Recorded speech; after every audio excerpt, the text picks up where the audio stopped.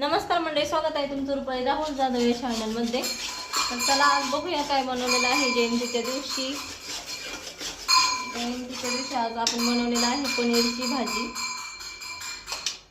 त्यामध्ये आपण टाकलेलं आहे कांदा, टोमॅटो, आलं लसणाची पेस्ट, कोथिंबीर, घरगुती मसाला आणि थोडासा पनीर मसाला। अशी साधी सुधी आपली पनीरची भाजी बनत आहे। तर सगळेजण या जेवायला आणि सर्वांना जयंतीच्या खूप खूप शुभेच्छा। मसाला चांगलाही झाल्यानंतर आपण टाकूया त्यामध्ये पनीर। आज पनीरची भाजी आणि श्रीखंड, पापड असा मेनू आहे।